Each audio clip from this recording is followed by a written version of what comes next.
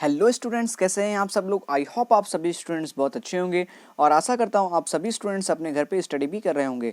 मैं तनवीर सर आदर्श mission high school से। Students, आज हम इस वीडियो के अंदर क्लास 9 का स्टूडेंट्स चैप्टर 1 जो है यहाँ पे हमारे आसपास के पदार्थ यानी मैटर इन आवर सराउंडिंग्स के स्टूडेंट्स बारे में स्टूडेंट्स यहाँ पे स्टडी करने वाले हैं। तो स्टूडेंट्स चलिए फटाफट स्टार्ट करते हैं। तो स्टूडेंट्स, इस वीडियो के अंदर में इंपॉर्टेंट के जो इंपॉर्टेंट टॉपिक्स है उसको हम यहाँ पे स्टूडेंट्स कवर करने वाले हैं एग्जाम के हिसाब से। तो चलिए स्टूडेंट्स यहाँ पे हम स्टार्ट करते हैं। तो स्टूडेंट्स यहाँ पे पहला टॉपिक यहाँ पे दिया हुआ है स्टूडेंट्स शुरुआत के अंदर कि हमारे चारों ओर नज़र दौड़ाने पर हमें विभिन्न प्रकार के स्टूडेंट्स जो है वस्तु जो है वो देखने को मिलती है जिसका आकार, आकृति और बनावट अलग अलग होते हैं। विश्व में प्रत्येक सामग्री जिससे बनी होती है उसे वैज्ञानिक ने स्टूडेंट्स कौन सा नाम दिया? पदार्थ यानी स्टूडेंट्स यहाँ पे कह सकते हैं हम मैटर, उसे नाम दिया। यहाँ तक कि हवा जो हम सांस लेते हैं और जो हम भोजन खाते हैं, पत्थर, बादल, तारे, ये सारी जो वस्तुएं होती हैं, यहाँ तक कि जो पानी की बूंद, रेत के कण, ये सभी स्टूडेंट्स जो साइंटिस्ट लोग ने उससे क्या नाम दिया? स्टूडेंट्स पदार्थ का यहाँ पे नाम दिया।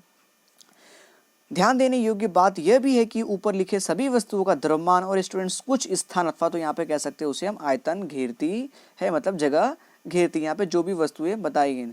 तो आप सभी स्टूडेंट्स को इससे हमें क्या सीखने मालूम पड़ा कि जो भी पदार्थ होता है स्टूडेंट्स उसकी क्या होती है स्टूडेंट्स, एक यहाँ पे उसका एक द्रव्यमान होता है और दूसरा स्टूडेंट्स क्या होता है, उसका एक आयतन होता है। यहाँ पे हमें इसे इतना सिर्फ देखने को मिला। उसके बाद स्टूडेंट्स आगे चलते हैं। प्राचीन काल से कुछ मनुष्य जो अपने आसपास की जो वस्तु है उसे समझने का प्रयास किया। तो जो प्राचीन स्टूडेंट्स जो वैज्ञानिक थे, ठीक है, उन्होंने क्या किया? पदार्थ को 5 मूल तत्वों में वर्गीकृत किया, जिससे स्टूडेंट्स उन्हें नाम दिया पंच तत्व।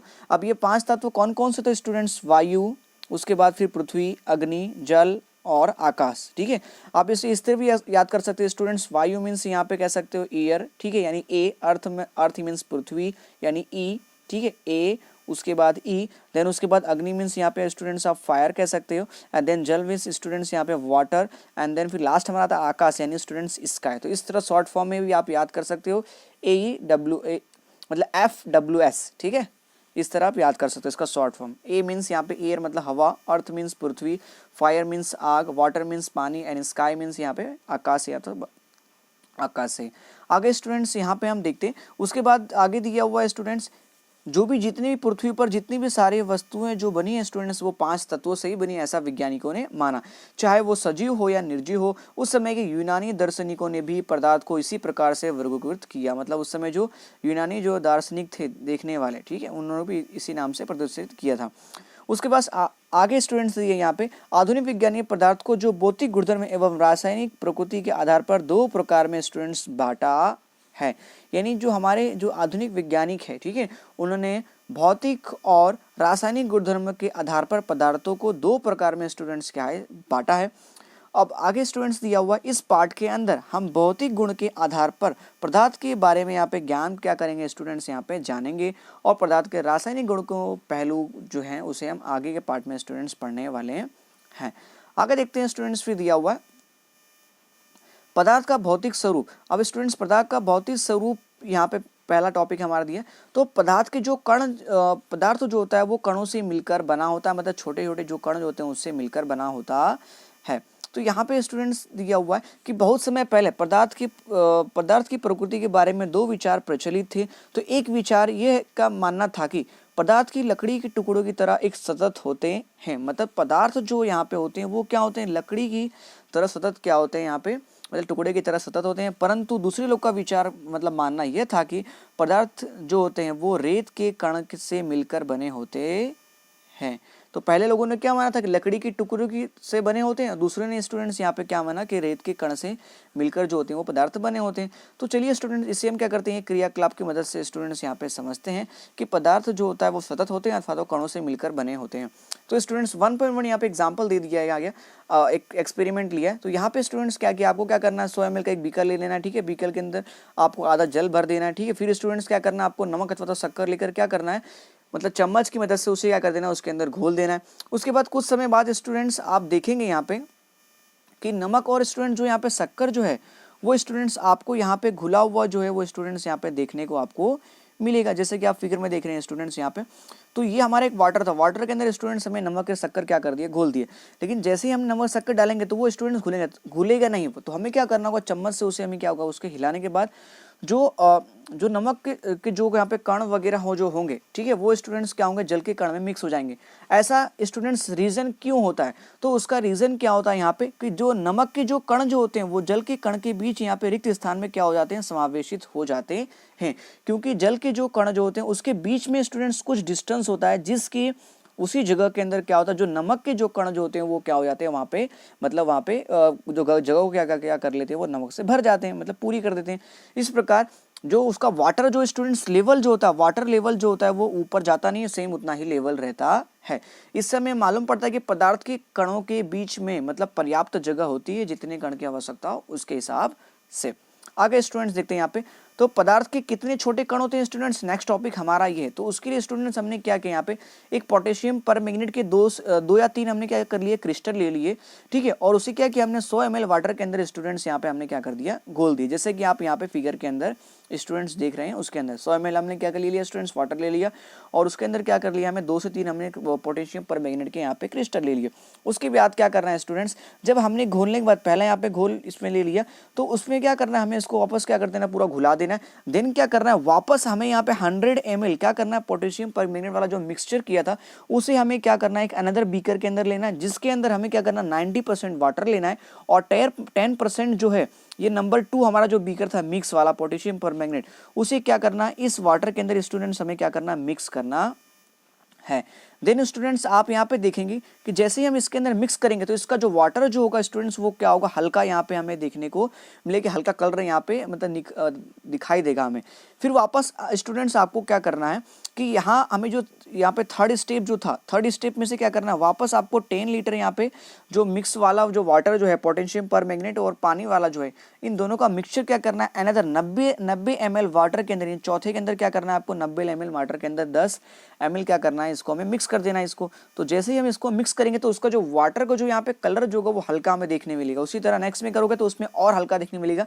अगर वापस इसमें से अगर 10 ml आप अनदर वाटर के अंदर स्टूडेंट्स अगर मिक्स करोगे तो उसमें और हल्का देखने मिलेगा स्टूडेंट। तो इस क्रियाकलाप से, इस एक्सपेरिमेंट से हमें स्टूडेंट्स यह मालूम होता है कि पदार्थ के मतलब यहाँ पे जो पानी के अंदर जो कोई भी जो पदार्थ के अंदर जो भी कण जो होते हैं स्टूडेंट्स, उनके बीच में क्या होती है, यहाँ पे बहुत सारी जगह होती है जिसमें अन्य जो कण जो होते हैं उसमें समावेश कर सकते हैं। इससे हमें ये मालूम पड़ता है, वही स्टूडेंट्स यहाँ पे दिया हुआ है अगर आप देखेंगे तो वही स्टूडेंट्स यहाँ पे दिया हुआ, आगे दिया हुआ है पोटेशियम परमैंगनेट के बहुत थोड़े से क्रिस्टल से पानी का बहुत अधिक मात्रा यानी 1000 लीटर भी रंगीन हो जाता है। इससे हम ये निष्कर्ष निकाल सकते हैं कि पोटेशियम परमैंगनेट के केवल एक क्रिस्टल से कई सूक्ष्म कण यहाँ पे होंगे, मतलब बहुत सारे उसके अंदर सूक्ष्म छोटे छोटे बहुत सारे कण होंगे, और ये कण छोटे छोटे कणों में क्या होते हैं स्टूडेंट्स, विभाजित होते रहते हैं।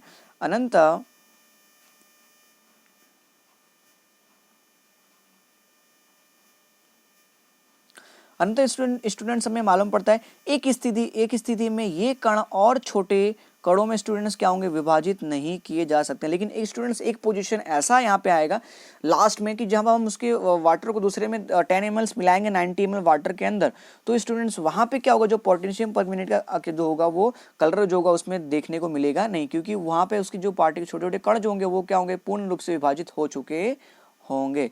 ठीक है, इसके एग्जांपल के लिए आपको स्टूडेंट्स मैं तो समझाता हूँ। जैसे आप थर्माकोल आपने ले लिया, ठीक है, उसको हम रगड़ते हैं तो क्या होता है, थर्माकोल के जो पार्टिकल्स जो होते हैं गोल गोल वो क्या होते हैं, निकल जाते हैं। तो एक टाइम क्या आएगा स्टूडेंट्स, उसके थर्माकोल पूरा हमारा फिनिश हो जाएगा। तो सेम उसी तरह ये भी है।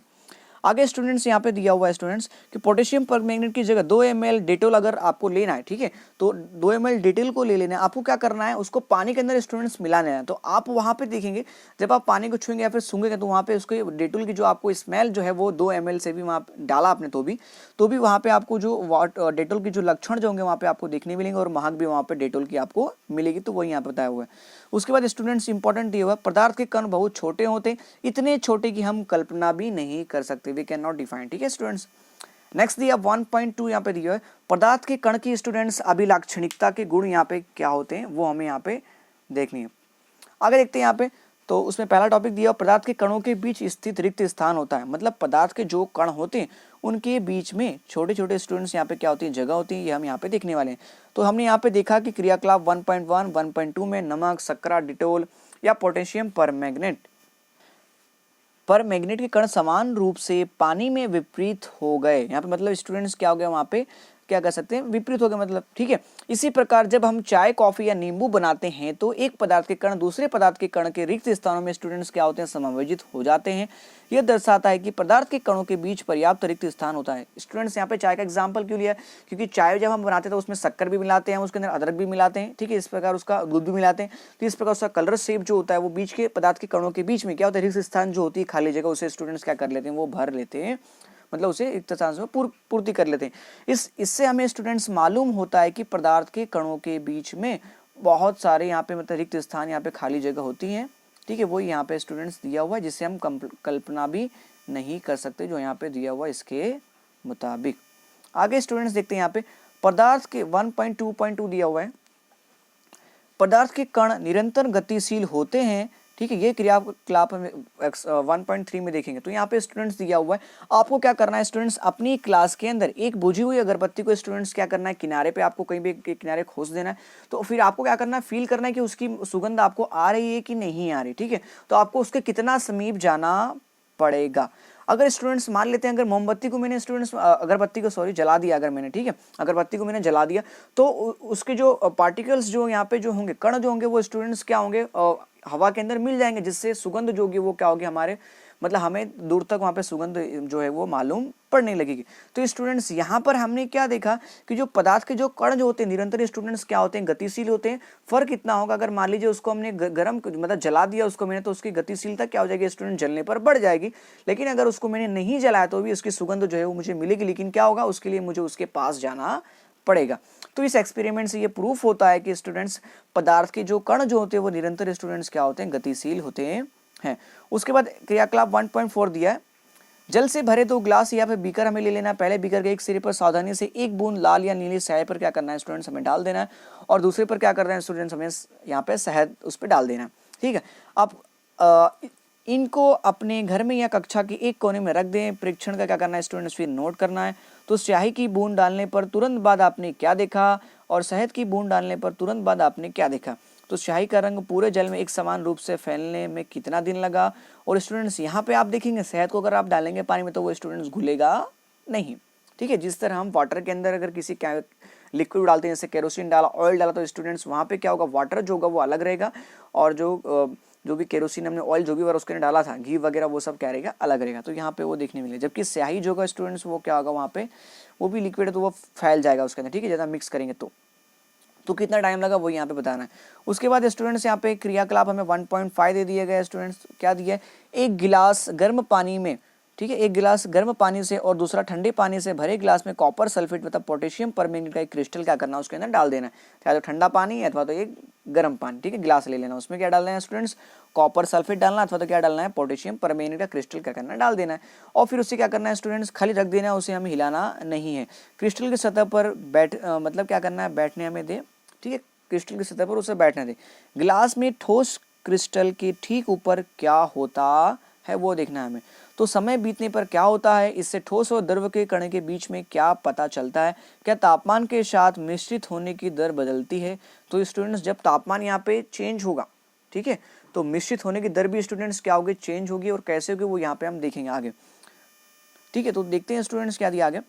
तो उपरोक्त क्रियाकलाप 1.3, 1.4, 1.5 से हम निम्नलिखित निष्कर्ष ये निकाल सकते हैं कि पदार्थ के कण निरंतर स्टूडेंट्स क्या होते हैं, गतिशील होते हैं, अर्थात उनमें गतिज ऊर्जा होती है। तापमान बढ़ने से कणों की गति जो होती है वो तेज हो जाती है, इसलिए हम कह सकते हैं कि तापमान बढ़ने से कणों की गतिज ऊर्जा भी स्टूडेंट्स क्या हो जाती है, बढ़ जाती है।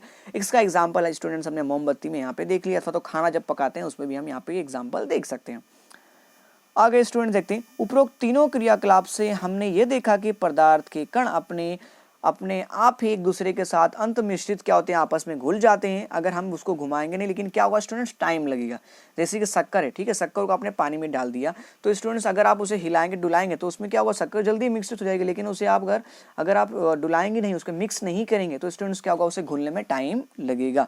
लेकिन इससे ये नहीं होता कि पदार्थ के कण जो होते हैं वो निरंतर गतिशील नहीं होते, गतिशील होते हैं, फर्क इतना होता है उसमें टाइम थोड़ा लगता है, ठीक है, थोड़ा धीरे धीरे प्रोसेस होता है। तो वही यहाँ पे दिया हुआ जिसमें दो पदार्थों के कणों का स्वतः मिलना ही विसरण कहलाता है। तो स्टूडेंट्स यहाँ पे एक डेफिनेशन है विसरण किसे कहते हैं। दो पदार्थ जब होते हैं आपस में अपने जो कणों के बीच स्वतः मिलने की प्रक्रिया को स्टूडेंट्स विसरण कहा जाता है। हमें ये पता चलता है कि गर्म करने पर विसरण तेज हो जाता है, ऐसा क्यों? क्योंकि स्टूडेंट्स उसके तापमान में क्या होता है, परिवर्तन हो जाता है, इस वजह से उसका विसरण स्टूडेंट्स क्या होता है, तेजी से हो जाता है। इसका एग्जाम्पल स्टूडेंट्स हम ले सकते हैं मोमबत्ती। अगर स्टूडेंट्स अगर मोमबत्ती को अगर आप जलाते हैं तो वहाँ पे देखेंगे उसका विसरण यानी मोमबत्ती जो होगी वो जल्दी से पिघलती है, लेकिन अगर उसको हम नहीं जलाएंगे तो मोमबत्ती पिघलेगी क्या? नहीं पिघलेगी। लेकिन दूसरा अगर हम चाहे मोमबत्ती को अगर स्टूडेंट्स में उल्टा रख दूं लेकिन वो जल रहा है तो उसकी जो लॉ जो होगी स्टूडेंट्स, जो उसकी फ्लेम जो होगी वो क्या होगी, मोमबत्ती के पिछले सिरे पे पड़ेगी तो मोमबत्ती क्या होगी, जल्दी पिघलेगी। तो यहाँ पे उसका विसरण जो हुआ स्टूडेंट्स वो क्या हुआ, बहुत जल्दी हुआ। आगे का टॉपिक स्टूडेंट्स हमारा दिया पदार्थ के कण एक दूसरे को आकर्षित करते हैं। ठीक है, ये हमें दिया। जैसे स्टूडेंट्स हमें समझना है क्रियाकलाप 1.6 के थ्रू। तो स्टूडेंट्स यहाँ पे क्या है, यहाँ पे एक खेल में एक मैदान क्या करना है, मैदान में हमें खेलना है। तो और क्या करना है, यहाँ पे 4 समूह बनाकर मानव श्रृंखला बनाएं और पहला समूह ईद मिश्मी नर्तकों की तरह एक दूसरे को पीछे से कसकर स्टूडेंट्स क्या करना है, पकड़ के हमें यहाँ पे रखना है, जो चित्र 1.3 में स्टूडेंट दिया हुआ है। तो स्टूडेंट्स यहाँ पे जो बीच वाली जो सेंटर वाली जो लेडी है स्टूडेंट्स वो क्या करेगी, इसको मतलब दोनों हाथ से इसको भी पकड़े रखिए और इसको भी पकड़े रखिए। उसके बाद यहाँ पे स्टूडेंट्स आप देखेंगे कि ओनली फॉर एक ही हाथ से इन दोनों ने क्या है, पकड़ा हुआ है और अपने अंगूठे को एक दूसरे को उन दोनों ने क्या मतलब अंगुली को पकड़ के रखा है। तो स्टूडेंट जब यहाँ पे ये गोल गोल मतलब घूमेंगे यहाँ पे तेजी से, इस पर जब फोर्स लगेगा तो स्टूडेंट्स इसमें से कौन सा जो यहाँ पे जो लेडी जो है वो जल्दी छूटेगी। तो स्टूडेंट जो किनारे वाली है जिसमें क्या होगी, ताकत स्टूडेंट्स कम होगी। ठीक है, यानी मतलब इस मान लेते हैं स्टूडेंट्स ये जो लड़की जो ये पदार्थ की एक कण है, तो जिस पदार्थ के कण के बीच उन दोनों के बीच यहाँ पे बल जो होगा, आकर्षण बल कम होगा, तो स्टूडेंट्स वो जो कण जो होगा वो क्या होगा, जल्दी उस ग्रुप से मतलब अलग हो जाएगा। तो उसी तरह ये लड़की, ठीक है, जितना इसमें मतलब मजबूती से इसको पकड़ के, जितना बल से पकड़ के रखा होगा तो क्या होगा, वो जल्दी छूटेगा नहीं। लेकिन स्टूडेंट्स जो किनारे वाला है वो स्टूडेंट्स क्या होगा, सबसे पहले इस गेम से क्या हो जाएगा, आउट हो जाएगा, और ये किनारे वाली भी। लेकिन इसके जो बीच वाले उससे क्या होगा, थोड़ा टाइम लगेगा, क्योंकि सेंटर जो पॉइंट है उसने दोनों गर्ल्स को क्या होगा, पकड़ के रखा हुआ है, और साथ ही स्टूडेंट्स क्या होगा, दोनों में आकर्षण बल जो है वो अधिक है। इस प्रकार दोनों कणों के बीच को दूर करने में क्या होगा, टाइम लगेगा। तो इस प्रकार स्टूडेंट्स यहाँ पे जो दिया था टॉपिक हमारा कि पदार्थ के कण जो क्या करते हैं, एक दूसरे को आकर्षित करते हैं, इससे ये स्टूडेंट्स क्या होता है, प्रूफ होता है। तो वही स्टूडेंट्स यहाँ पे दिया हुआ है, किस समूह को तोड़ना आसान था और क्यों। हम प्रत्येक विद्यार्थी को पदार्थ का एक कण मान ले तो किस समूह में कणों से एक दूसरे को अधिक बल से पकड़ रखा होगा। तो जो जितना पास में होगा वो उतना क्या होगा, अधिक बल से पकड़ रखा होगा। जो जितना ही दूर होगा उसमें कम बल से वो क्या होगा, जो श्रृंखला जो होगी वो टूट जाएगी। ठीक है स्टूडेंट्स, आगे देखते हैं क्रियाकलाप 1.7 स्टूडेंट्स दिया हुआ, लोहे की कील, एक चौक का टुकड़ा और एक रबड़ बैंड ले लेना है। इस पर हथौड़ा मार कर, काट कर या खींच कर उसे भंगूर कर करने का प्रयास करना। इन तीनों में से किसके कण अधिक बल से एक दूसरे से जुड़े होंगे। तो आगे देखते हैं स्टूडेंट्स। तो देखो इस क्रियाकलाप थोड़ा समझते हैं। लोहे की आपने स्टूडेंट्स यहाँ पे कील ले ली, तो लोहे की कील में स्टूडेंट्स देखेंगे कि उसके जो कण है स्टूडेंट्स वो क्या है, फुल्ली एकदम क्या हो चुके हैं, एकदम आकर्षण बल बहुत ज्यादा था, इसलिए वो क्या होगा, जल्दी भंगूर होंगे नहीं। जबकि चौक का जो टुकड़ा है उसे आप कूटेंगे तो तुरंत क्या हो जाएगा, वो पाउडर के रूप में क्या हो जाएगा, वहाँ पे उसका कन्वर्ट यहाँ पे हो जाएगा। जबकि रबड़ बैंड उसको कितना भी कूटेंगे स्टूडेंट्स वो क्या होगा, उसके जो कण के बीच में यहाँ मतलब यहाँ पे जो अगर तो उसको हम तोड़ेंगे तो स्टूडेंट्स क्या होगा, वो भंगूर होगा ही नहीं। इसका मतलब कह सकते हैं कि उसमें सबसे ज्यादा आकर्षण किस में होगा, रबड़ के अंदर होगा। ठीक है, उसके बाद फिर लोहे में होगा यहाँ पे स्टूडेंट्स, लेकिन सबसे कम किस में होगा, चौक के टुकड़े में, क्योंकि वो तुरंत ही क्या हो जाएगा स्टूडेंट्स, टूट जाएगा और भंगूर हो जाएगा। आगे देखते हैं स्टूडेंट्स क्रियाकलाप 1.8 दिया हुआ, एक थाली में जल लेकर उसे उंगली से काटने का स्टूडेंट्स क्या करना है, प्रयास करना है। क्या जल की सतह कटती है तो स्टूडेंट्स इजिली कट जाएगी। जिस तरह एक तालाब के अंदर जैसे कोई जो स्विमर जो होता है स्टूडेंट तालाब में जब तैरता है तो वो पानी को क्या करता है, काट देता है, तो उसी तरह यहाँ पे भी। तो जल की सतह ना काटने का कारण स्टूडेंट्स यहाँ पे क्या है, ठीक है, उंगली डालेंगे तो यहाँ पे नहीं कटता है, ऐसा बता रहा है। तो उपरोक्त तीनों क्रियाकलाप सुझाने के लिए पदार्थ के कणों के बीच एक बल कार्य करता है। यह बल कणों को एक साथ रखता है। इस आकर्षण बल का सामर्थ्य प्रत्येक पदार्थ में अलग अलग होता है। मतलब सामर्थ्य मतलब उसकी जो सामर्थ्य ताकत जो होती है वो क्या होता है, प्रत्येक पदार्थ में अलग अलग होता है। जैसे ठोस में क्या होगा, अधिक होगा, उससे कम किस में होगा, लिक्विड में होगा, और उससे कम स्टूडेंट्स किसके अंदर यहाँ पे होगा, गैस के अंदर हो, क्योंकि गैस में पदार्थ के कणों के बीच का आकर्षण बल क्या होता है, कम होता है, और उससे ज़्यादा किसमें होता है, लिक्विड में होता है, और सबसे ज़्यादा स्टूडेंट्स कितने होता है, ठोस में होता है। इसलिए ठोस क्या होते हैं, मजबूत होते हैं। तो आगे स्टूडेंट्स यहाँ पे क्वेश्चन आंसर स्टूडेंट्स दिया हुआ, तो ये आप सभी स्टूडेंट्स को क्वेश्चन आंसर स्टूडेंट्स क्या है यहाँ पे कंप्लीट कर लेना है। ओके स्टूडेंट्स, 4 क्वेश्चन आंसर दिए हैं, तो यहाँ पे पहले पढ़ लेते हैं। तो निम्न में से कौन से पदार्थ हैं, तो स्टूडेंट्स हमें पता है कौन से पदार्थ हैं, तो यहाँ पे कुर्सी जो है, ठीक है, वायु जो है, उसके बाद स्टूडेंट्स बादाम, ठीक है स्टूडेंट्स, फिर शीत, नींबू, पानी, ठीक है, तो ईद के यहाँ पे इत्र की सुगंध, ठीक है, तो ये सब स्टूडेंट्स क्या यहाँ पे पदार्थ हैं, क्योंकि सुगंध के अंदर भी स्टूडेंट्स क्या होता है, कण होते हैं, इसलिए वो भी क्या हो जाएगा स्टूडेंट्स, पदार्थ यहाँ पे हो जाएगा।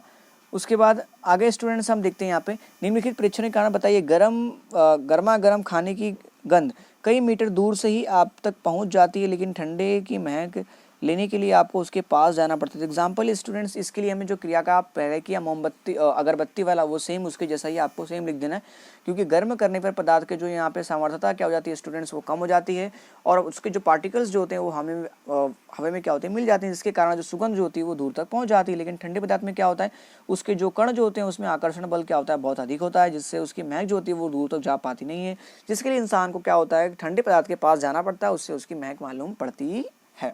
ठीक है, आगे स्टूडेंट दिया है, स्विमिंग पूल में गोताखोर पानी काट देता है, इसके पदार्थ का कौन सा गुण परीक्षित होता है। तो स्टूडेंट्स गोताखोर स्टूडेंट्स क्या करता है, वहाँ पे जो अपने हाथ के थ्रू क्या करता है, वहाँ पे बल लगाता है, जिससे जो पानी का जो बहाव था उसी क्या करता है स्टूडेंट्स, काट देता है, और वो आगे जो है वो बढ़ जाता है। ये भी पिछले के एग्जाम्पल के जैसा ही है। पदार्थ के कणों के बीच क्या विशेषता है, तो स्टूडेंट्स यहाँ पे हमने पढ़ा कि पदार्थ के कणों कि यह एक बल कणों के साथ क्या रखता है, इस आकर्षण बल का सामर्थ्य प्रत्येक बल पे क्या होता है, अलग अलग होता है। इस विषय में आपको इसी तरह क्या करना है स्टूडेंट्स, लिख देना। आगे 1.3 दी स्टूडेंट दिया पदार्थ की आवश्यकताएं। तो स्टूडेंट्स यहाँ पे वैज्ञानिकों ने पदार्थ की 3 आवश्यकताएं बताई हैं, जिसमें स्टूडेंट ठोस, द्रव्य एंड गैस जो होते हैं, इन 3 स्वरूप में जो पदार्थ जो होते हैं वो पाए जाते हैं। ठीक है, तो ये तीनों आवश्यकताएं, इनकी जो विशेषताएं जो स्टूडेंट्स जो होती है वो विभिन्न विभिन्न होती है। अब स्टूडेंट्स क्या करेंगे, पदार्थ के इन तीनों आवश्यकताओं के गुणों को विस्तार में स्टूडेंट्स क्या करेंगे, यहाँ पे हम स्टडी करेंगे। तो स्टूडेंट्स पहला दिया ठोस अवस्था। तो स्टूडेंट्स यहाँ पे क्या दिए, जैसे एग्जांपल दिया किताब, सुई, लकड़ी की छड़, ठीक है, पेन, ये सब स्टूडेंट्स क्या है, ठोस हैं, ठीक है, मतलब कड़क हैं स्टूडेंट्स कह सकते हो। आगे, इन वस्तु के चारों ओर पेंसिल घुमाकर इनके आकार का रेखांकित बनाइए। क्या इन सभी का निश्चित आकार, स्पष्ट सीमाएं तथा स्थिर आयतन है। इन पर हथौड़ा मारने, खींचने या गिराने से क्या होता है। क्या एक दूसरे में विस्तरण संभव है। बल लगाकर इनको स्पीडन करने का प्रयास करें। क्या यह संभव है स्पीडन स्टूडेंट्स, ये संभव ही नहीं है यहाँ पे, ठीक है स्टूडेंट, ये संभव नहीं है। तो स्टूडेंट्स यहाँ पे ये समझा रहा है कि जो ठोस वस्तु स्टूडेंट्स जो होती है वो उसका क्या होता है कि स्टूडेंट्स एक निश्चित आकार होता है, ठीक है, और दूसरा क्या होता है उसकी स्पष्ट एक सीमाएं होती हैं, जिसका आयतन भी स्टूडेंट्स क्या होता है कि स्थिर होता है। तो जो भी चीज वस्तु उसका जिसका निश्चित आकार हो, स्पष्ट सीमाएं हो और उसका आयतन जो स्थिर, तो वो सारी जो पदार्थ जो होंगे स्टूडेंट्स वो क्या कहलाते हैं, वो ठोस कहलाते हैं। ठीक है, उसके बाद ये हथौड़ी मारने, खींचने पर, गिराने से, ठीक है, क्या होता है तो वो टूट सकते हैं, लेकिन उनका आकार जो है वैसा ही रहता है। तो स्टूडेंट्स इनका विस्तरण संभव है क्या, वो बताना, तो विस्तरण संभव नहीं है। आगे देखते हैं, उपरोक्त सभी उदाहरण क्या है, ठोस के हैं। हम देख सकते हैं कि इनका एक क्या होता है स्टूडेंट्स, निश्चित आकार होता है, इनकी स्पष्ट सीमाएं होती हैं और स्थित आयतन यानी नगण्य स्पीडन इनकी होती है। बाह्य बल लगाने पर ठोस का आकार को बनाए रखते हैं, मतलब बाह्य बल लगाने पर भी ठोस जो होते हैं स्टूडेंट्स अपने आकार को बनाए रखते हैं। ज़्यादा अगर हम स्टूडेंट्स बल लगाएंगे तो ठोस स्टूडेंट्स जो होगा वो स्टूडेंट्स क्या होगा, वो टूट जाएगा यहाँ पे, ठीक है, इस तरह जो जगह वो टूट जाएगा। लेकिन इसका आकार जो है वो बदलता नहीं है, क्योंकि ये दृढ़ होते हैं यानी रिजिड होते हैं। अब अगर स्टूडेंट्स यहाँ पे दिया निम्नलिखित पॉइंट पे क्या करना, विचार करना। तो पहला दिया रबड़ बैंड को क्या माना जाएगा, रबड़ बैंड यहाँ पे सॉलिड है कि नहीं है, ठीक है, उसका आकार बदल जा सकता है कि नहीं, और ये ठोस है कि नहीं। दूसरा पॉइंट यहाँ पे दिया हुआ है, चीनी और नमक को अगर बर्तन में हमें आकार में किसी में रख लें हम, तो वो ठोस है या नहीं, जैसे हाथ में रख लिया या बर्तन में रख दिया तो। उसके बाद स्पंज, जैसे आपने सॉफ्ट यहाँ पे देखा होगा गद्दा का जो स्पंज होता है वो, ठीक है, वो ठोस है, लेकिन फिर भी उसका संपीड़न जो स्टूडेंट्स क्या होता है वो संभव है, क्यों, ठीक है। तो यहाँ पे देखो कह सकते हैं जो तीनों जो चीज जो है उनका एक क्या होता है, निश्चित आकार होता है और उनका एक निश्चित स्टूडेंट्स क्या होता है, वहाँ पे एक आयतन भी यहाँ पे होता है, जगह भी घेरती है जी, उनकी एक सीमाएं भी होती हैं। तो ये तीनों पदार्थ स्टूडेंट्स क्या है, यहाँ पे ठोस हैं, क्योंकि स्टूडेंट्स वो जगह घेरती हैं जो मैंने आपको पहले बताया वो सारी चीज़ें। उसके बाद बाह्य बल लगाने पर रबर बैंड का आकार बदलता है, लेकिन जैसे ही हम बल हटाते हैं वो पुनः अपने मूल आकार में आ जाता है और अत्यधिक बल लगाने पर स्टूडेंट्स वो क्या हो जाता है, टूट जाता है, लेकिन उसका आकार जो होता है वो वैसा का वैसा बना रहता है। दूसरा एग्जाम्पल यहाँ पे दिया, जैसे शक्कर वगैरह हमने कुछ भी ले लिया, ठीक है, उसको यहाँ पे हमने कहीं पे भी आकार में रखा या क्रिस्टल में मिक्स किया स्टूडेंट्स वहाँ पे, तो वहाँ पे जो है वो हमें वहाँ पे नज़र तो नहीं आएगा, लेकिन स्टूडेंट्स वो क्या होगा, अगर हम हाथ पे रखेंगे उसको, जब उसको प्रोसेस करेंगे तो वहाँ पे हमें वापस वो मिल जाएगा। लेकिन स्टूडेंट्स यहाँ पे क्या पूछा है, शक्कर अथवा तो नमक को अगर हम अपने हाथ पे लेते हैं या किसी प्लेट पे लेते हैं तो वो स्टूडेंट्स उसका एक क्या होगा, निश्चित आकार तो स्टूडेंट्स होगा, लेकिन उसका आकार नहीं बदलेगा वहाँ पे और जगह भी घेरेगा, इसलिए स्टूडेंट्स वो भी क्या हो जाएगा, ठोस हो जाएगा। ठीक है, उसके बाद स्पंज दिया, स्पंज में क्या होते हैं, छोटे छोटे जो होते हैं वो छिद्र होते हैं जिनमें वायु का समावेश होता है, और जैसे हम स्पंज की वायु को बाहर निकलती है तो उसका क्या होता है, संपीड़न जो होता है वो संभव होता है। जैसे स्पंज को हमने दबा दिया तो एयर जो अंदर होती है वो सारी क्या होती है, बाहर निकल जाती है, जिससे क्या होता है, उसका संपीड़न जो होता है वो ईजिली स्टूडेंट्स क्या हो जाता है, संभव हो जाता है। उसके बाद सेकंड हमें यहाँ पे दिया हुआ द्रव अवस्था, ठीक है, तो पहला इसमें भी एक क्रियाकलाप स्टूडेंट दिया गया कि क्या दिया है, निम्नलिखित वस्तु को हमें एकत्रित करना है। जैसे यहाँ पे एग्जाम्पल दे दिया गया, जल दे दिया गया, पकाने का तेल दे दिया गया, दूध दे दिया गया, जूस और शीतल पेय, ये सारी चीज़ें स्टूडेंट्स क्या लिक्विड है, क्योंकि इनका कोई आकार होता नहीं, जिस चीज़ में मिलाओगे उस चीज़ में क्या होगा, उसका आकार ये धारण कर लेते हैं। विभिन्न आकार के बर्तन, प्रयोगशाला के एक मापक सिलेंडर की सहायता से इन बर्तनों में 50 ml पर निशान लगा ले। इस यहाँ पे एक एग्जाम्पल ले, हमें क्या करना है, एक सिलेंडर ले लेना, फिर एक बॉटल ले लेना, उसके अंदर क्या करना है, 50 ml हमें क्या करना है, यहाँ पे उसमें पानी, आपको कुछ भी चीज़ उसके अंदर भर देना, ठीक है, और उस पर निशानी लगा लेनी है। तो अब वापस क्या करना है, इस द्रव को आपको फर्श पर डाल देने पर स्टूडेंट्स क्या होगा, तो आप देखेंगे जितना बड़ा फर्श होगा स्टूडेंट्स, वहाँ पे क्या होगा, आप जैसे आप डालेंगे तो 15 ml हर जगह के स्टूडेंट्स क्या होगा, फैल जाएगा उसकी मात्रा के हिसाब से। आगे का पॉइंट हमें दिया हुआ, किसी एक द्रव का 50 ml मापकर विभिन्न बर्तनों में क्रमशः एक एक करके अगर डालेंगे तो स्टूडेंट्स उसका एक आयतन एक समान रहता है। तो आयतन जो होगा सभी स्टूडेंट्स का अलग अलग रहेगा, लेकिन क्या सबका मापेंगे तो पूरा हमें टोटल जो होगा वो एक ही आयतन यहाँ पे मिलेगा। क्या द्रव का आकार एक समान है तो आकार भी जो होगा हमें एक जैसा ही मिलेगा उसके बर्तन के हिसाब से, अगर बर्तन सेम होंगे तो।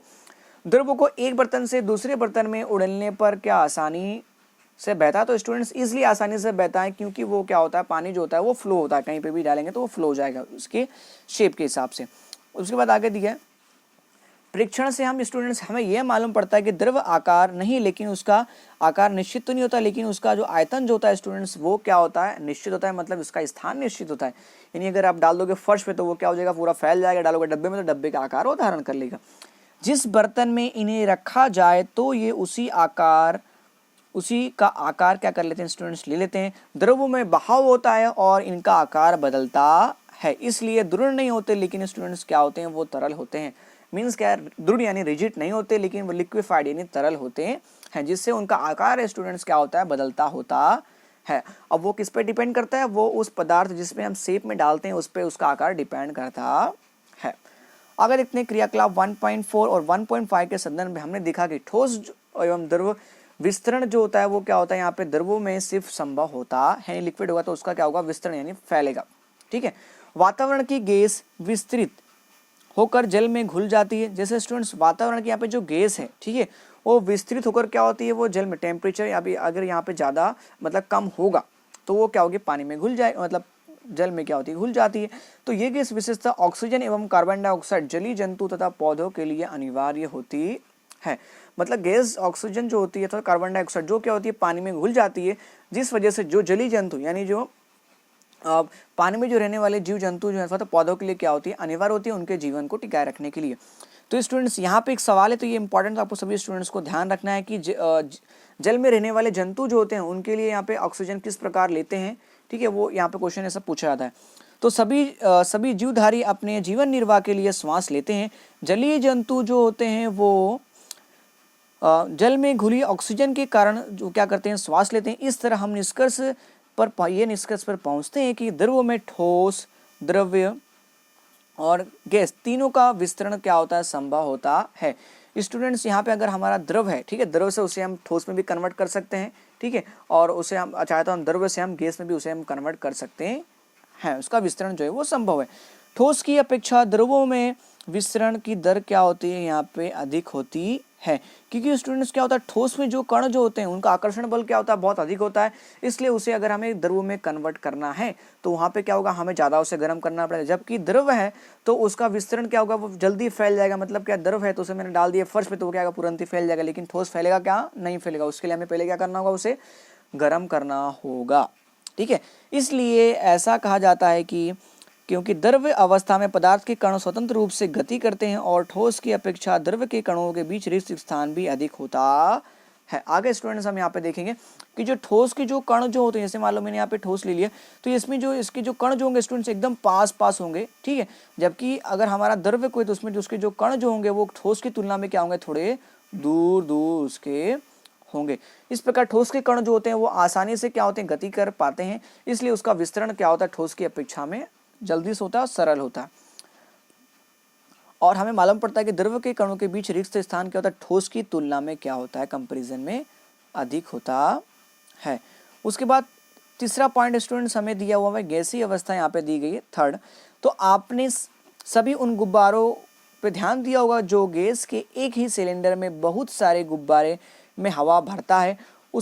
उससे पता लगाइए कि एक सिलेंडर से वह कितने गुब्बारे भरता है। उसे पूछिए सिलेंडर में कौन सी गैस है। तो यहाँ पे गैसीय अवस्था में पूछा है, तो जो गुब्बारे में हवा भरते हैं स्टूडेंट, तो उसके बारे में यहाँ पे दिया है वो, ठीक है। तो आप सभी स्टूडेंट ध्यान रखना, गैस जो होता है एक प्रेशर, ठीक है, उसका भी स्टूडेंट्स क्या होता है, एक आकार होता है, ठीक है, और उसका आयतन जो होगा वो स्टूडेंट्स वो क्या होता है, यहाँ पे निश्चित होता है, ठीक है। आगे देखते हैं यहाँ पे क्रियाकलाप 1.11 देखते हैं यहाँ पे। तो एग्जाम्पल एक एक्सपेरिमेंट दिया गया यहाँ पे 100 ml की क्या करना है, 3 आपको सिरिंज ले ली है। सिरिंज में से यहाँ पे जो इंजेक्शन वगैरह आता है, ठीक है, पिचकारी जैसे बच्चे बोलते हैं, उनके सिरों के रबर के कॉक से क्या करना है, उसे आप क्या करना है, आपको बंद कर देना है। जैसा कि यहाँ पे आपने 1.4 में यहाँ पे देख रहे हैं। तो यहाँ पे क्या करना है स्टूडेंट्स, हमें इसके कॉक को यहाँ पे रबर से स्टूडेंट्स क्या करना है, यहाँ पे भर देना है, और बीच में स्टूडेंट्स हमने क्या कर दी, गैस, और ये हमारा स्टूडेंट्स क्या हो गया, पिस्टन यहाँ पे हो गया। अब आगे देखेंगे, सभी सिरिंज को क्या करना है, पिस्टन से बंद करना है, फिर क्या करना है, पिस्टन को हटा लें। पहली सिरिंज में हवा रहने दें और दूसरे में जल और तीसरे में कॉक के टुकड़े यहाँ पे क्या करना है, हमें कॉक के टुकड़े क्या करना है, हमें यहाँ पे भर दें। तो पिस्टन को वापस सिरिंज में क्या करना, लगा देना है। तो सिरिंज के पिस्टन को गतिशील आसान करने के लिए उस पर थोड़ी क्या करनी है, वैसलीन हमें लगा देनी, ताकि वो फिसलनदार यहाँ पे हो जाए, ठीक है। अब पिस्टन को सिरिंज से डालकर स्पिंज करने की यहाँ पे संपीड़न यानी प्रेशर बनाने की क्या करना है, कोशिश करना है। तो स्टूडेंट्स यहाँ पे क्या होगा, जैसा कि आपने खेला होगा यहाँ पे होली के समय में, कि हमने क्या किया, सिरिंज के अंदर मतलब यहाँ पे पिचकारी के अंदर पानी भर दिया, उसके बाद उसकी वापस को जो पिस्टन है पीछे हमने निकाल लिया, ठीक है। तो उसमें क्या होगा, वापस जब आप लगाएंगे पिस्टन, तो उसके अंदर कुछ पानी के साथ क्या, कुछ एयर जो होगी वो भर जाएगी। तो जैसे ही आप उसके अंदर संपीड़न करेंगे, तुरंत क्या होगा, भड़ाक से वो मतलब एयर जो होगा वो निकलेगा, ठीक है। अगर यहाँ पे अगर लीक ना हो तो, ठीक है, मतलब एयर बाहर ना निकल पाए, तो ये क्या होगा, भड़ाम से निकल जाएगा, ठीक है, या तो क्या होगा, फटेगा, ठीक है, लेकिन ज़्यादा ताकत लगाने पर। तो आपने क्या देखा कि किसी स्थिति में पिस्टन आसानी से अंदर चला गया तो उसमें क्या होगा, बहुत टाइम लगेगा, या तो टूट जाएगा या तो फिर क्या होगा, वो कहीं से क्रैक वगैरह हो जाएगा। तो हमने देखा कि ठोसों एवं द्रव की तुलना में गैस में संपीड़न काफ़ी अधिक होता है, क्योंकि स्टूडेंट्स यहाँ पे क्या होते हैं कि जो गैस के जो कण जो होते हैं वो क्या होते हैं, अत्यधिक दूर दूर होते हैं। इस प्रकार इसके अंदर संपीड़न जो होता है वो बहुत ही अधिक मतलब तेजी से होता है। हमारे घरों में खाना पकाने में उपयोग की जाने वाली जो यहाँ पे द्रवीकृत पेट्रोलियम गैस यानी एलपीजी से हम बोलते हैं लिक्विड पेट्रोलियम गैस, या अस्पतालों में दिए जाने वाले ऑक्सीजन सिलेंडर में संपीड़न गैस होती है, मतलब ज़्यादा होती है, ठीक है। आजकल वाहनों में ईंधन के रूप में उपयोग की जाने वाली संपीड़ित प्राकृतिक गैस यानी कंप्रेस्ड नेचुरल गैस, ठीक है, गैस, और खाना बनाने के लिए कौन सी गैस स्टूडेंट्स यूज़ करते हैं, तो एलपीजी आपको ध्यान रखना है। जबकि ऑक्सीजन अस्पताल के अंदर कौन सी गैस यूज़ होती है, तो ऑक्सीजन यूज़ होती है, ठीक है, जिसमें क्या होता है स्टूडेंट, संपीड़न होता है। उसके बाद देखते हैं आगे,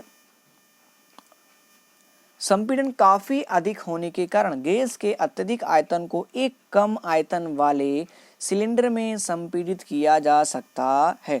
अब एक पॉइंट आपको सभी स्टूडेंट्स को ध्यान रखना है कि संपीड़न मतलब उसके अंदर क्या प्रेशर मतलब प्रेस करके कंप्रेस करके क्या कर सकते हैं, गैस को अधिक मात्रा में एक सिलेंडर के अंदर कंप्रेस करके भरा जा सकता है एवं आसानी से एक स्थान से दूसरे स्थान पर भेजा भी जा सकता है। जैसे आपके घर में जो बाटला आता है उस स्टूडेंट्स उसमें देखेंगे 15 केजी 16 केजी जितना क्या आ जाता है, उसमें क्या होता है स्टूडेंट्स कि बहुत अधिक उसमें प्रेशर से उसके अंदर भरा जाता है, लेकिन उसकी एक लिमिटेशन होती है।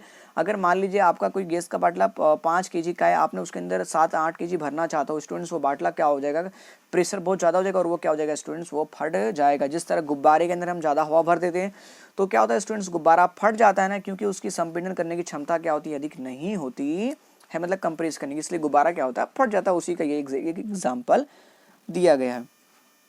आगे, हमारी नाक तक पहुंचने वाली सभी गंध से बिना रसोई में प्रवेश किए ही हम जान जाते हैं कि क्या पकाया गया है, क्योंकि स्टूडेंट्स हमने अभी देखा कि जो गैस होती है उसके अंदर संपीड़न क्या होता है, यहाँ पे ज़्यादा होता है, तो जिससे गैस जो होती है वो हवा के कण के साथ क्या होती है, मिल जाती है उसमें जगह जो होती है उससे, जिससे हमें जहाँ पे भी हम घर से दूर बैठे होंगे, यहाँ पे बाहर बैठे होंगे या किसी रूम में बैठे होंगे, तो अगर खाना पक रहा होगा तो उसकी सुगंध जो होती है हम तक, हमारे आँख मतलब नाक तक पहुँच जाती है।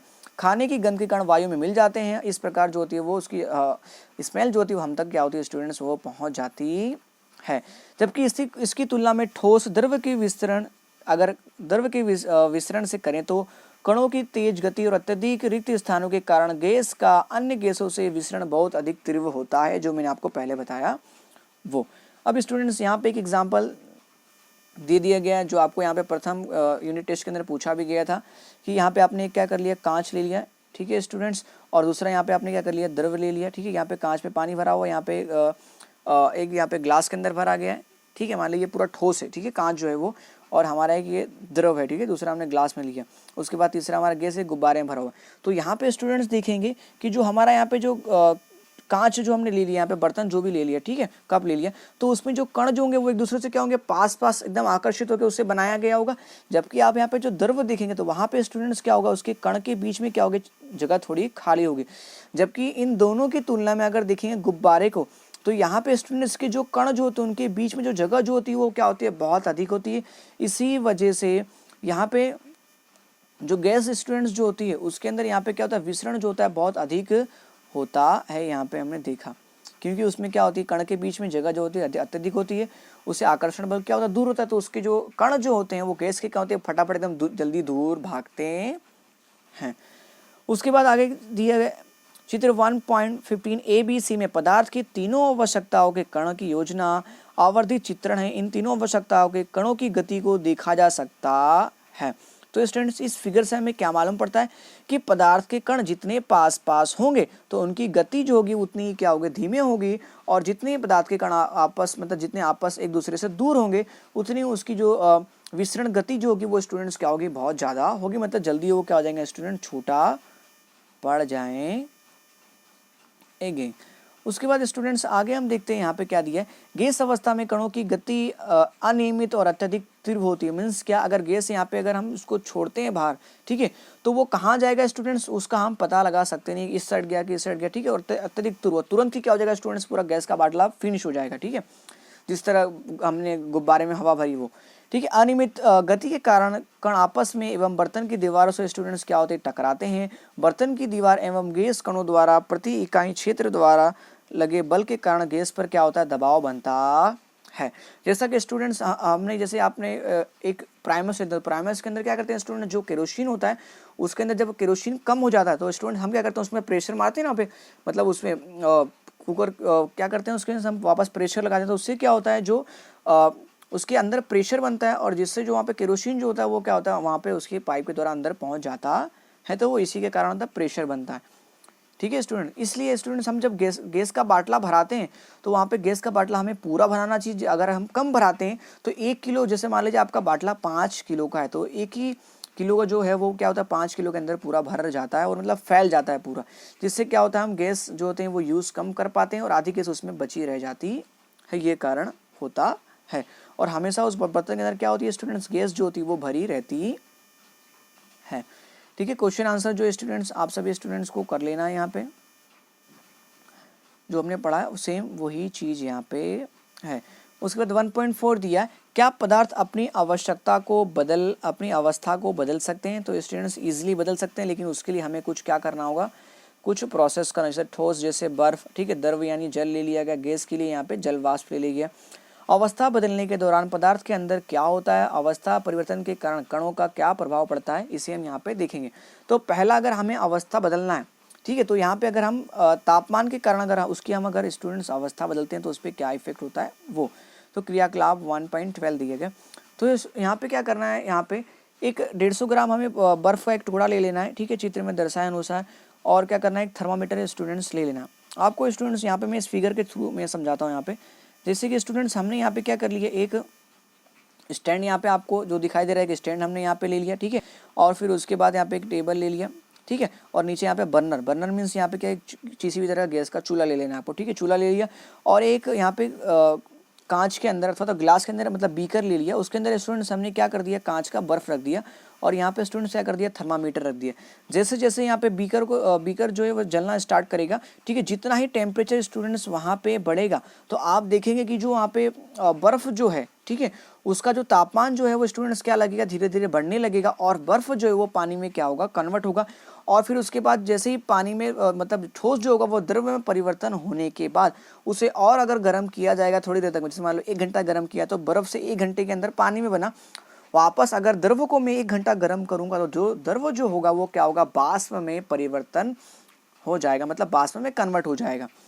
तो इस तरह स्टूडेंट्स हमने क्या करा, तापमान के कारण भी हम क्या कर सकते हैं, जो पदार्थ की जो अवस्था जो होती है उसे हम क्या कर सकते हैं, बदल सकते हैं। वही इस एक्सपेरिमेंट के अंदर बता दिया गया है। तो वही यहाँ पे क्या किया है, पूरा बताया गया है। तो बर्फ का जल बदलने की प्रक्रिया, जल से बाष्प बदलने की प्रक्रिया, ये यहाँ पे देखने को मिलेंगी।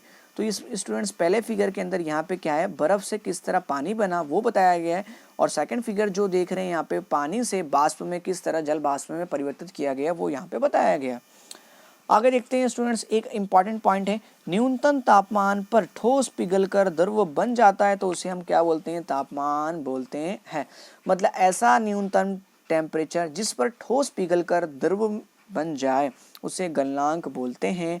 और किसी ठोस गलनांक उसके कणों के बीच के आकर्षण के बल के सामर्थ्य को दर्शाता है।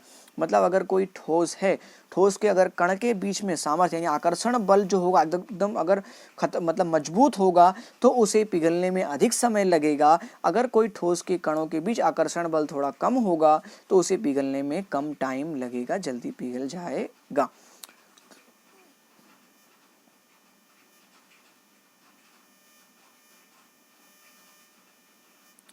आगे स्टूडेंट्स दिए हुए बर्फ का गलनांक जो होता है वो 273 केल्विन है। और गलने की प्रक्रिया यानी ठोस से द्रव अवस्था में परिवर्तन को संगलन भी कहते हैं। तो यानी स्टूडेंट्स यहाँ पे क्या मिला, अगर बर्फ का गलनांक 273 केल्विन है, ठीक है, यानी 273 केल्विन में बर्फ जो होगा वो गल जाता है, तो गलने की प्रक्रिया यानी ठोस से द्रव में परिवर्तन होने की घटना को संगलन स्टूडेंट्स कहा जाता है। ये एक डेफिनेशन है। और आगे का इंपॉर्टेंट पॉइंट दिया है, किसी ठोस को गलने की प्रक्रिया में उस तापमान समान रहता है तो ऐसे में उसकी ऊष्मीय ऊर्जा कहा जाता है। मतलब किसी ठोस के गलने की प्रक्रिया में उसका तापमान अगर समान रहता है तो उसे ऐसे में उसमें ऊर्जा कहाँ जाती है, ये क्या होता है स्टूडेंट, सवाल बनता है। जैसे मान लो मैंने किसी चीज़ को गर्म किया, ठीक है, मेरा जो टेम्परेचर जो है वो मान लो 100 है, तो वो बार बार 100 ही, उससे ज़्यादा नहीं हो रहा है, तो उसका रीज़न क्या है। जैसे हम लोहे को गर्म करते हैं, ठीक है, तो वहाँ पे क्या होगा, लोहा जो होता है धीरे धीरे एकदम गर्म होगा, फिर क्या होगा, एकदम पीला, फिर एकदम क्या होगा, वो एकदम लिक्विड में क्या होगा स्टूडेंट्स, वो द्रव में रूपांतरण हो जाता है। तो अगर ना हो तो जो उष्मा जो है वो कहाँ जाती है, तो वो यहाँ पे सवाल बनता है। तो गलने के प्रयोग की प्रक्रिया के दौरान हमने ध्यान दिया होगा, गलनांक पर पहुंचने के बाद संपूर्ण बर्फ जो होता है वो पिघल नहीं जाती है, तापमान नहीं बदलता है। बीकर को ऊष्मा प्रदान करने के बावजूद ऐसा भी होता है कि कणों के परस्पर आकर्षण बल को वशीभूत करके पदार्थ की आवश्यकता को बदलने में इस ऊष्मा का उपयोग होता है। तो वही स्टूडेंट्स यहाँ पे हमें आगे दिया हुआ है। और एक इम्पॉर्टेंट पॉइंट इसमें देखते हैं कि यह बीकर में ली गई सामग्री में छुपी हुई रहती है, जिसे स्टूडेंट्स हम क्या बोलते हैं, गुप्त ऊष्मा कहते है, मतलब कोई बीकर में ली गई सामग्री है, ठीक है स्टूडेंट्स, तो उसमें जो छुपी ऊष्मा रहती है वो क्या, उसे हम क्या बोलते हैं, गुप्त ऊष्मा कहते हैं। जैसे हमने बर्तन में पानी गर्म किया तो पानी तो गर्म हो गया, साथ में बर्तन में क्या कुछ गर्माहट हो गई, तो उसे हम क्या बोलते हैं, गुप्त ऊष्मा कहा जाता है। ये गुप्त ऊष्मा से अभिप्राय छुपी हुई से है। वायुमंडल दाब पर 1 केजी ठोस को उसके गलनांक तापमान द्रव में बदलने जितनी उसमें ऊर्जा आवश्यकता होती है उसे संगलन में प्रस्तुत ऊष्मा कहा जाता है, अर्थात 0 अंश सेल्सियस को 273 केल्विन तापमान के कणों की ऊष्मा ऊर्जा उसी तापमान पर बर्फ के कणों में ऊर्जा से अधिक होती है। यहाँ पे तो बता दीजिए, मतलब तापमान उससे क्या होता है, अधिक होती, क्योंकि उसमें कुछ क्या होती है जो छुपी हुई उस लेटेंट हीट जैसे बोलते हैं, गुप्त ऊष्मा भी उसके अंदर होती है। उसके बाद आगे दिया हुआ है, तो जब हम जल में उसमें ऊर्जा देते हैं तो कण क्या होता है, अधिक तेजी से स्टूडेंट्स क्या होते हैं, गति करते हैं और निश्चित तापमान पर पहुंचकर कणों में उनकी ऊर्जा जो होती है वो आ जाती है और उनका आकर्षण बल जो होता है वो परस्पर तोड़कर स्टूडेंट्स क्या होते हैं, वो स्वतंत्र हो जाते हैं, मतलब गैस में वातावरण के अंदर जो होते हैं वो उड़ जाते हैं।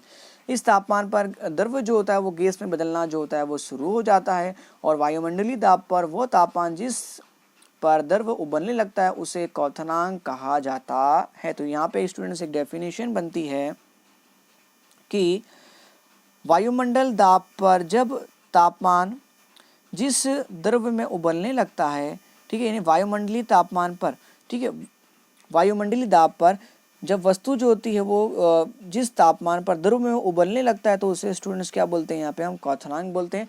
क्वथनांक मीन्स स्टूडेंट्स क्या, यहाँ पे लिक्विड से गैसीय फॉर्म में कन्वर्ट होना, ठीक है, यानी द्रव से गैस के फॉर्म में कन्वर्ट होने के प्रोसेस को हम स्टूडेंट्स क्या बोलते हैं, क्वथनांक बोलते हैं। लेकिन वायुमंडलीय दाब पर जिस तापमान पर द्रव उबलने लगता है उसे क्वथनांक बोलते हैं। और गलनांक मीन्स क्या, ठोस से द्रव अवस्था में जिस वायुमंडलीय तापमान पर बदलता है वो, उसे हम क्या बोलते हैं, गलनांक बोलते हैं। यहाँ पे क्वथनांक डिफरेंस भी आता है, गलनांक और क्वथनांक में डिफरेंस क्या है ये पूछा जाता है एग्जाम में।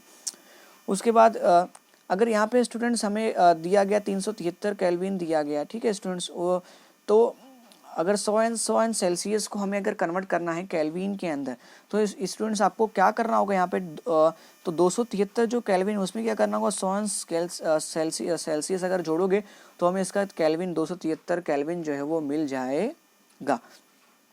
तो वाष्पीकरण की गुप्त ऊष्मा को परिभाषित कर सकते हैं, इसे उसी तरह परिभाषित कीजिए जैसे हम संगलन की प्रस्तुत ऊष्मा को परिभाषित किया है। तो 373 केल्विन तापमान पर भाप अर्थात वाष्प, अगर वाष्प को अगर हम यहाँ पे अगर मुझे पानी में वापस कन्वर्ट करना है तो स्टूडेंट्स हमें यहाँ पे क्या करना होगा, 373 केल्विन जो है उसे मुझे क्या करना होगा, 273 केल्विन से हमें क्या करना होगा स्टूडेंट्स, माइनस करना होगा। तो मुझे वापस कितना मिल जाएगा, 100 अंश सेल्सियस जो है वो मिल जाएगा, मतलब वापस क्या होगा, वो द्रव में कन्वर्ट हो जाएगा। ठीक है, तो आगे देखते हैं यहाँ पे कि कणों के बीच दूसरे तापमान पर पानी के कणों की अपेक्षा अधिक उसमें ऊष्मा होती है। ऐसा इसलिए है क्योंकि भाप के कणों में वाष्पीकरण की गुप्त एनर्जी जो होती है वो के रूप में अतिरिक्त ऊष्मा उसमें अवशोषित कर लेती है। एक एग्जाम्पल के थ्रू इसे समझते हैं, जैसे कोई ठोस पदार्थ, यहाँ पे ठोस अवस्था में कोई पदार्थ है, अगर उसमें मैंने ऊष्मा दी मतलब गर्म किया उसे, तो वो क्या होगा, सबसे पहले द्रव में कन्वर्ट होगा। अगर उसे मैंने और ज़्यादा गर्म किया तो वो क्या होगा, गैसीय फॉर्म में कन्वर्ट हो जाएगा।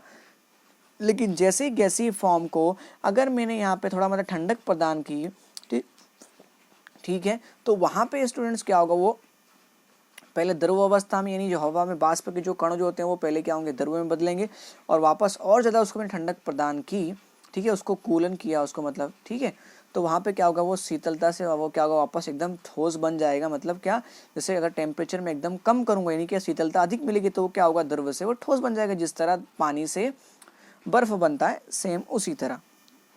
आगे देखते हैं, अंततः हम कह सकते हैं कि तापमान बदलने पर पदार्थ को एक अवस्था से दूसरी अवस्था में बदला जा सकता है। ठीक है, ये हमने इससे क्या कर लिया, यहाँ पे जान लिया।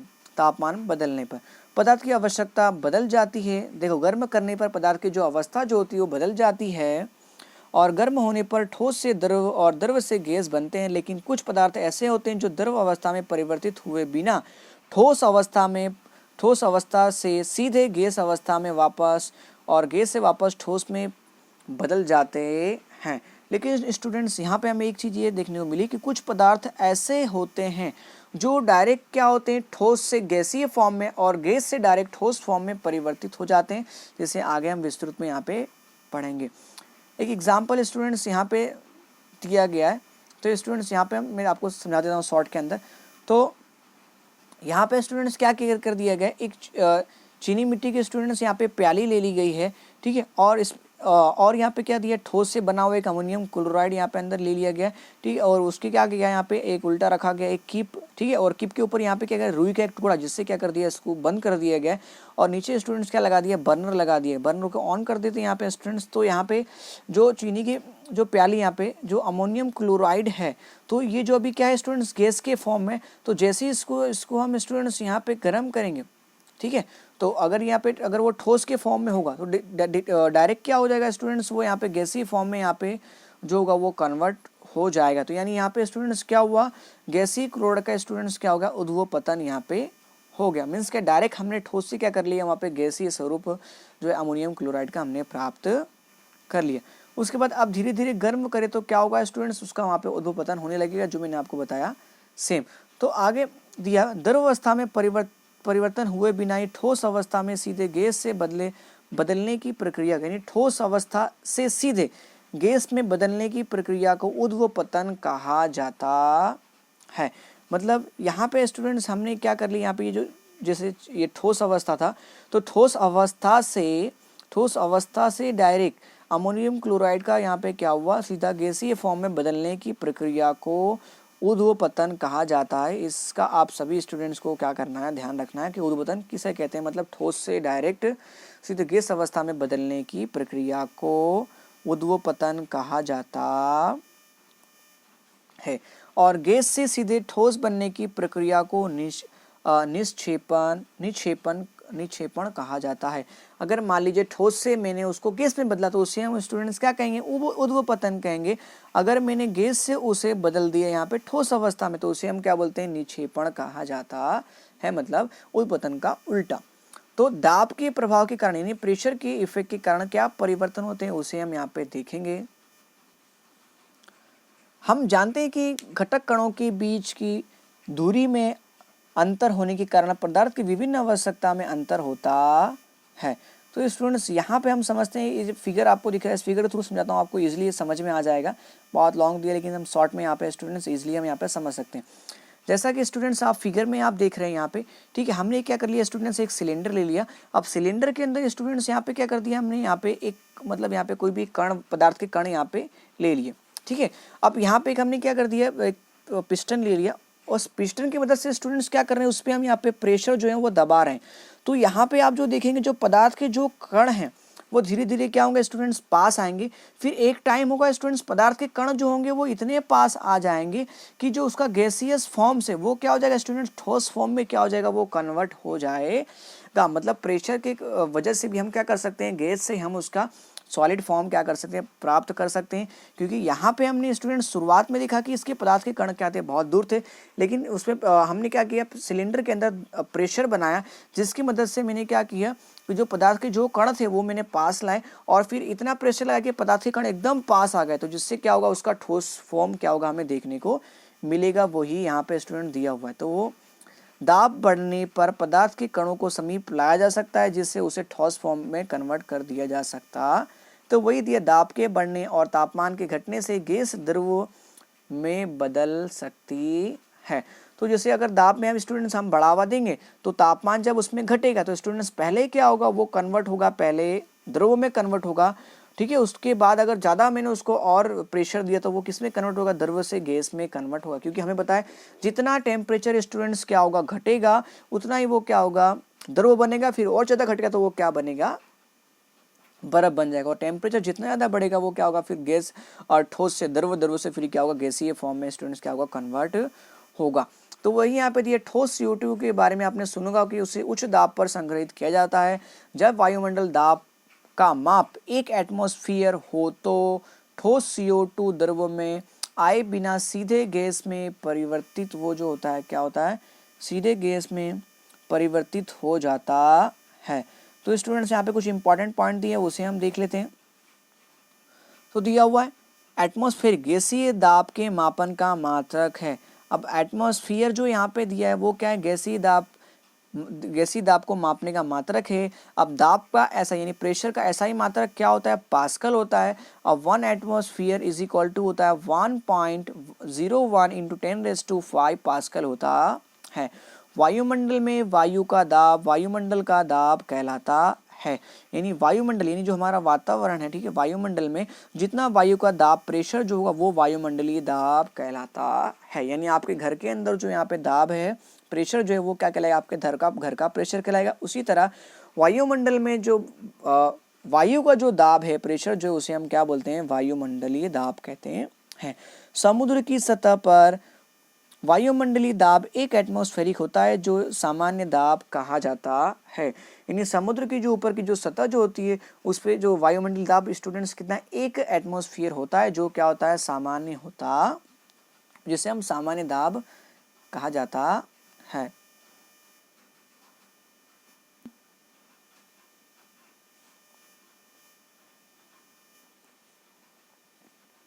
यही कारण है कि ठोस कार्बन डाइऑक्साइड को शुष्क बर्फ यानी सूखा जो बर्फ भी कहा जाता है। ठीक है, तो ये ध्यान रखना सभी स्टूडेंट्स को, शुष्क बर्फ क्यों कहते हैं। तो इस तरह हम कह सकते हैं कि पदार्थ की अवस्था यानी कि ठोस, द्रव्य और गैस दाब और तापमान के द्वारा तय की होती है। मतलब तापमान से हम क्या कर सकते हैं, वो ठोस है कि द्रव्य, उसे हम पता लगाया जा सकता है। तो यहाँ पे स्टूडेंट्स एक फिगर के द्वारा अच्छे से समझते हैं इसे। तो यहाँ पे क्या, जो ठोस जो है, अगर ठोस को स्टूडेंट्स आप क्या करोगे, ज़्यादा यहाँ पे अगर गर्म करोगे, ठीक है, तो सबसे पहले स्टूडेंट्स वो क्या होगा, द्रव्य में कन्वर्ट होगा। और उस पर अगर हमने ज़्यादा वहाँ पे हीट किया तो स्टूडेंट्स वो क्या होगा, वाष्प बनकर यहाँ पे क्या बन जाएगा, गैस बन जाएगा। अगर गैस को वापस मैंने यहाँ पे स्टूडेंट्स क्या किया, ऊर्ध्वपतन किया, ठीक है, ऊर्ध्वपतन किया, तो वो किस में कन्वर्ट होगा, गैस में कन्वर्ट ठोस में कन्वर्ट हो जाएगा। लेकिन ठोस को वापस अगर मैंने यहाँ पे निक्षेपण किया तो वो डायरेक्ट किस में कन्वर्ट हो जाएगा, यहाँ पे गैस में कन्वर्ट हो जाएगा। जिस तरह हमने यहाँ पे अमोनियम क्लोराइड का यहाँ पे किया था, सेम उसी तरह। ठीक है, तो स्टूडेंट्स यहाँ पे हमें डेफिनेशन भी मिलती है कि ऊर्ध्वपतन मीन्स क्या, ठोस अवस्था से गैस अवस्था में कन्वर्ट मतलब परिवर्तन होने की प्रक्रिया को क्या बोलते हैं, ऊर्ध्वपतन बोलते हैं। और गैस अवस्था से ठोस अवस्था में परिवर्तन होने की प्रक्रिया को निक्षेपण कहा जाता है। तो यहाँ पे हमें ये तीनों डेफिनेशन भी स्टूडेंट्स यहाँ पे मिल गए। वही दिया हुआ तीनों अवस्था में पदार्थ का रूपांतरण। तो स्टूडेंट्स अब यहाँ पे क्या करना है, आपको केल्विन को सेल्सियस में बदलना है। यानी आप क्या करोगे, 273 माइनस करोगे तो आपको क्या मिल जाएगा, यहाँ पे सेल्सियस टेम्परेचर मिल जाएगा। अब यहाँ पे दिया है, दूसरा क्वेश्चन दिया है सेल्सियस को स्टूडेंट्स हमें क्या करना है, यहाँ पे तापमान पर जल की भौतिक अवस्था क्या होगी, तो हमें इसमें केल्विन में चेंज करना है। तो आप स्टूडेंट्स क्या करोगे, 250 सेल्सियस को क्या करोगे, 273 में ऐड कर दोगे तो हमें केल्विन में मिल जाएगा। तो वही आप सभी स्टूडेंट्स को इस तरह क्वेश्चन आंसर क्या कर लेना है। आगे का टॉपिक स्टूडेंट्स नेक्स्ट वीडियो में हम देखेंगे।